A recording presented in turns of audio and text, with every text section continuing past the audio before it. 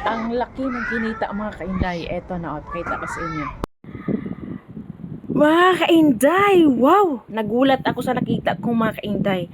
Dahil first time ito mga kainday na ang views ko na 4.9, ito, ayan o, 4,933 ay kumita ng, eto mga kainday o, $3.36.